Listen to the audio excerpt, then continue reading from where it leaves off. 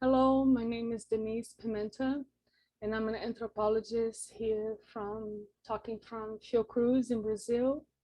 Fiocruz is the Oswaldo Cruz Foundation, part of the Brazilian Health Ministry. And I thank the BRAC team for this invitation. I'm talking a little bit today about our experience here in Latin America. So I'm going to share my screen here with you guys. It starts.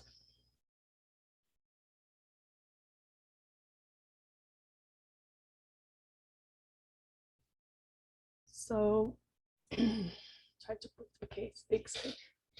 So I'm going to talk a bit about our experience here with the Zika epidemic. I like this quote that the Mothers Associations use.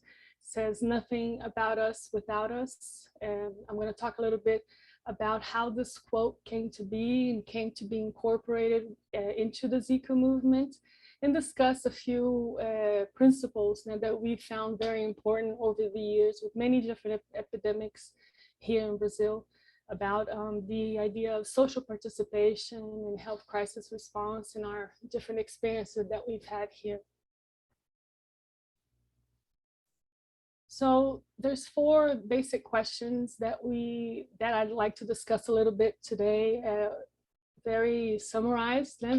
These are very complex ideas even of how social science and humanities in general constructed these questions.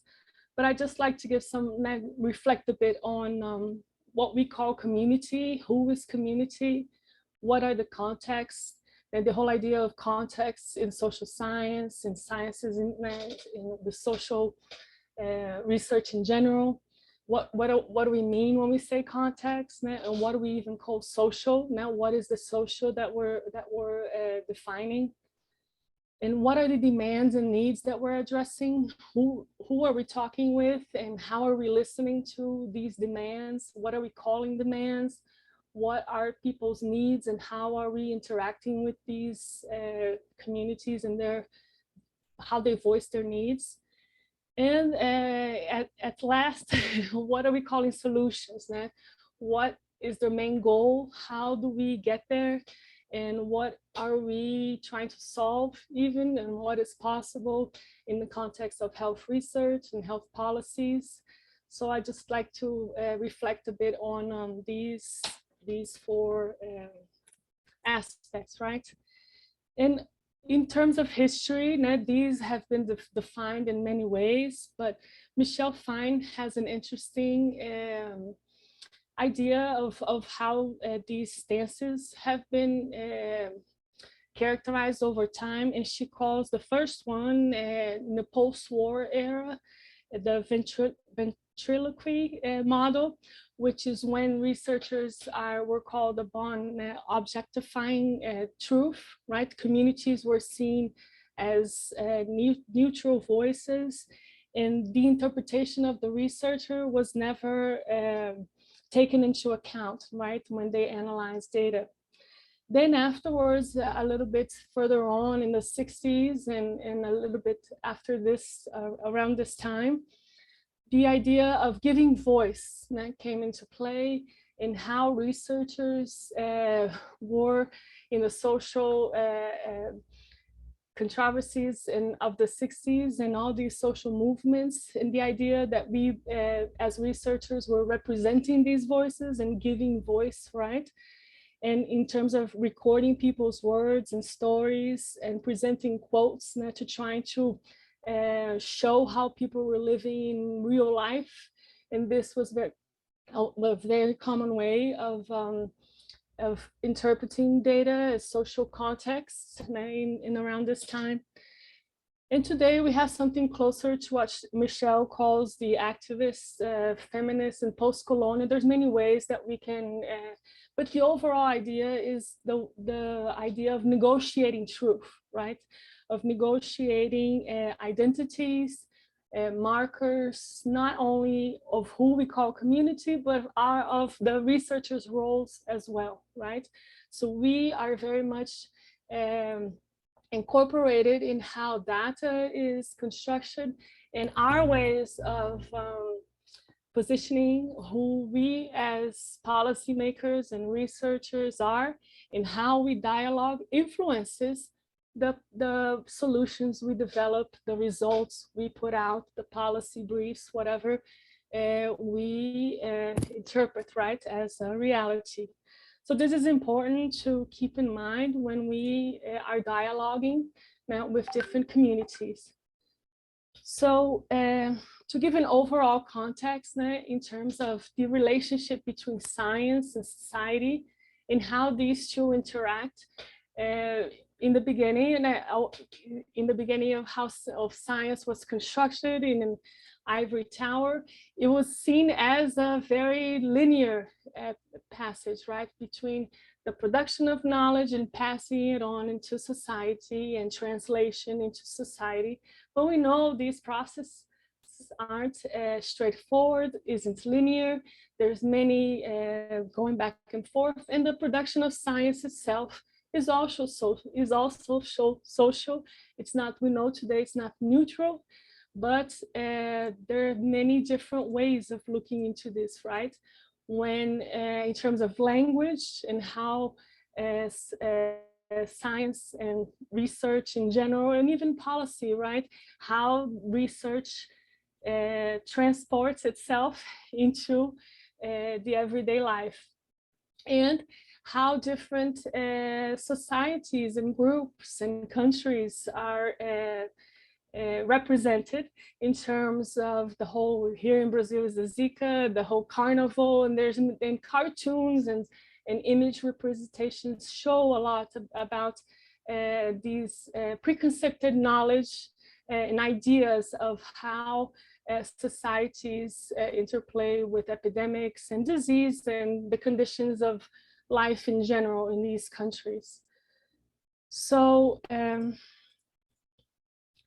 so science is not neutral. There's a lot of interest behind. There's a lot of money to be made out of epidemics, and the whole relationship between North and South, and how these ideas and who is made visible, who is made invisible, what is really going behind all the different complex circular ideas of how knowledge is circulated and who is interpreting and calling priorities, right? We've recently seen these examples with the COVID epidemic, and now we're going back into all of these questions, right, of how these ideas are could be and should be deconstructed and thought of in new lights so we can get new results, right? So the whole North-South binary, and in the context that we're talking here of developing countries or periphery or North-South, however we frame these ideas of territories and communities and identities, is very much, it's not an abstract. It interferes very much with how policies are made and how boundaries of flattening homogeneous recipes of how health and health policies are acted out in real life. So the whole importance of history, historicity, and context, and it's like taking a step back and thinking more critically about basic knowledge and basic ideas that we sometimes need naturalize and take for granted should come into the foreplay when we try to rethink these contexts. So the nature of knowledge, nature of truth, who has power and power relations, and how all of this is constructed, it in a macro context interferes in the micro, in the everyday life of how we work, how we produce knowledge, how we communicate with our groups, our participants or our subjects, and our relationship with them, right? So I like to give some examples of all of this in terms of a more concrete idea of our experience here with the Zika epidemics. So Zika exploded in Brazil, in Latin America in 2015. And this person you see here is Germana. She's wearing this yellow shirt. And she, together with many mothers, in the wake of the epidemic, she's from Recife, which is a city in the northeast of Brazil. In the midst of panic and a lot of people not knowing what to do, not doctors, and no one really knew what to do in the beginning, they put together a WhatsApp group to help each other and support each other in this wake of a very tragic epidemic, right? Where these mothers were pregnant and birthing kids with many difficulties, right? So they, in very quickly, in a year or so, they put together an association and organized themselves from bottom up in a way that they very quickly were organized and implementing and for advocacy of what they had for their rights and for access to information, and even how they interacted with researchers and people that were coming in and trying to work with their kids or get material from their kids and from their families, right, to try to understand. So this meeting here was a meeting a year and a half, almost 2 years after 2015. So it was around 2017, that after 2 years of research and of many actions of responding to Zika in Brazil, they put together a meeting, which is from the Tropical Medicine Society here in the country. It's one of the biggest meetings, the oldest meeting here in Brazil. It's a yearly meeting. In that year, the meeting was being held in Recife. And the mothers found out through television that this meeting was going to be there. And they very quickly organized themselves, and they said that they wanted to participate. But the meeting is, and they put this letter, they put in social media, and they wanted to participate. But the meeting was around 600 reais, which is very expensive. And these women are from vulnerable communities, and they had no way of accessing and participating in this meeting. And they weren't researchers, they weren't from the academia, right? So the meeting organizers were sensible to this, and they let Germana participate. And this is her in the, let me show her. She's reading the letter of what she needs and how she wants to dialogue with these researchers. So I was there, we were there, everyone was a bit surprised and shocked, because this had never happened before. And this was very interesting to show the tension of how researchers who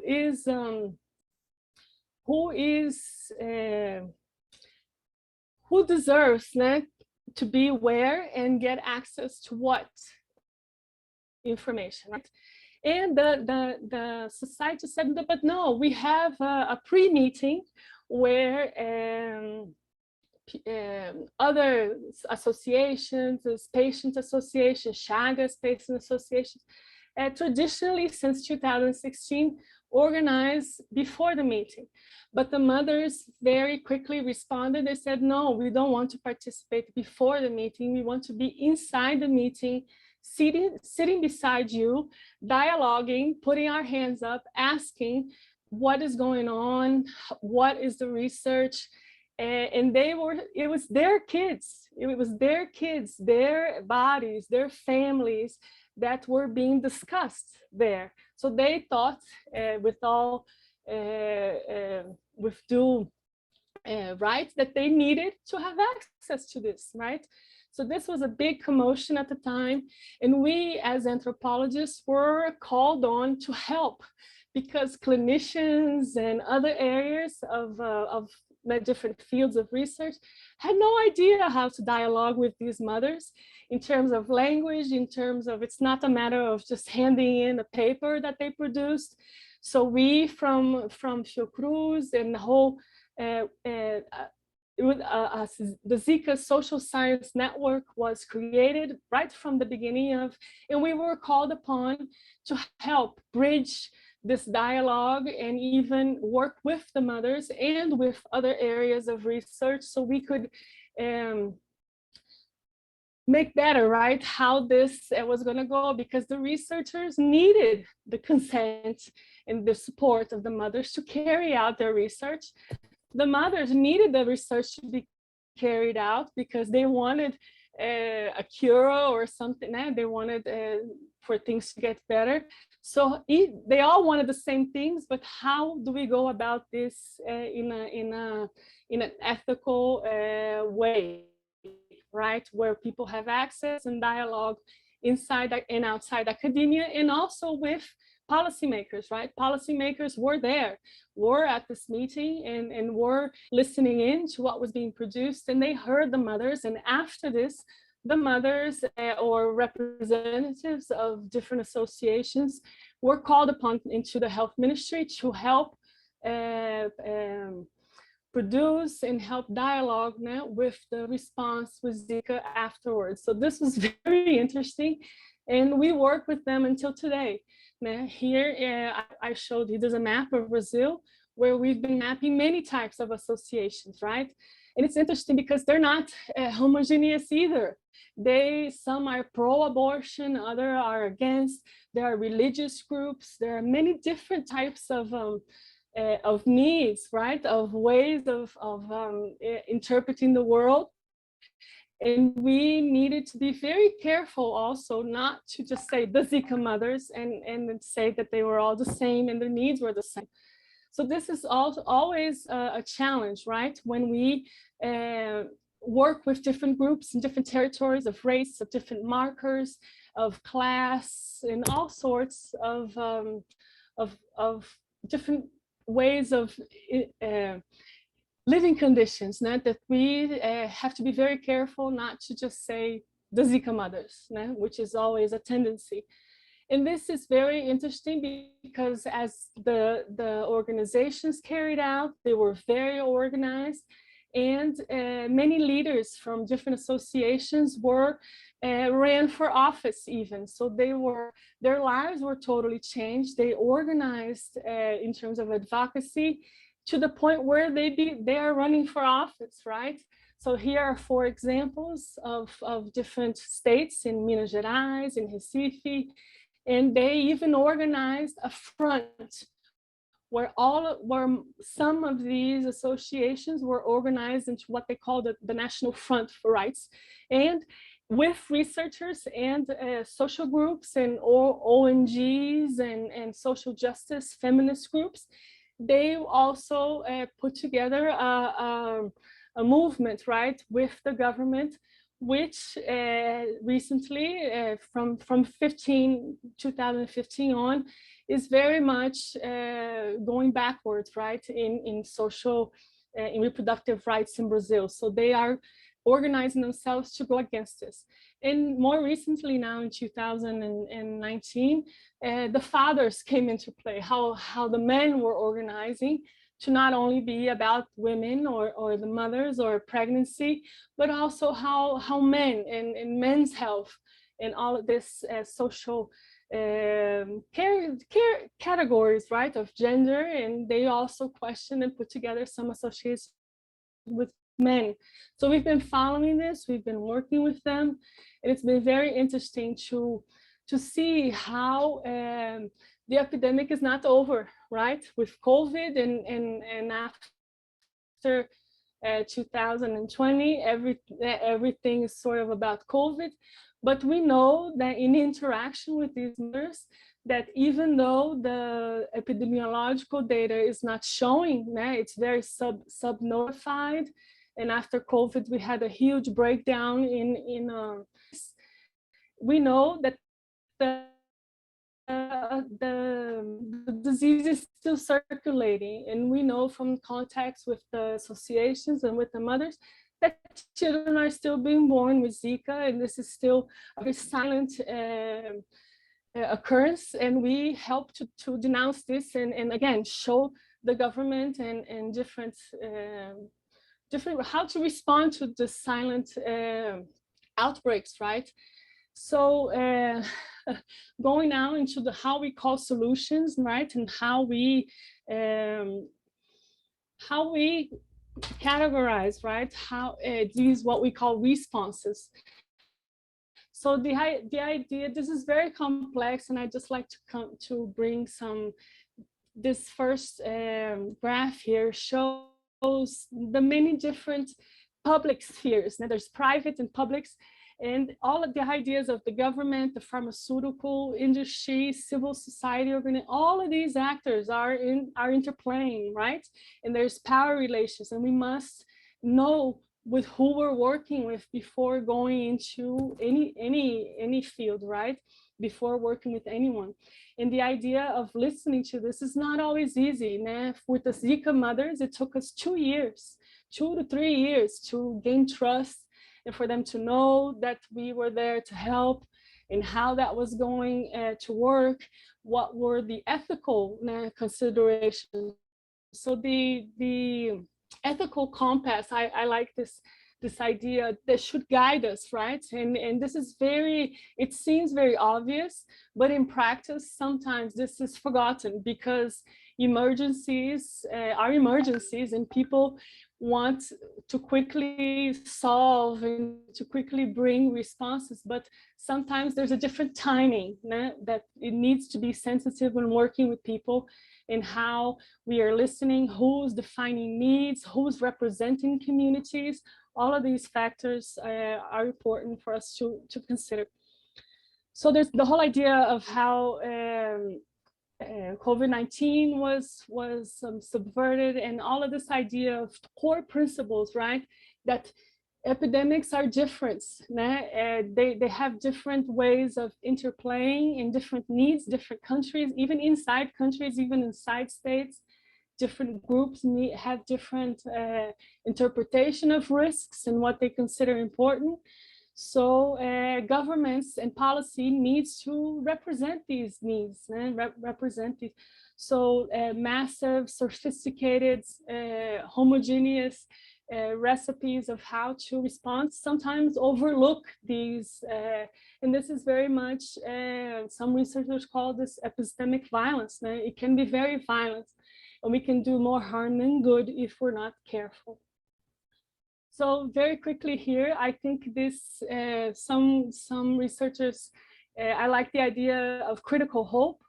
That is a way of, in the context of the Anthropocene and the difficulties and all these complex capitalist neoliberalism and all of these social and political contexts that we're living now.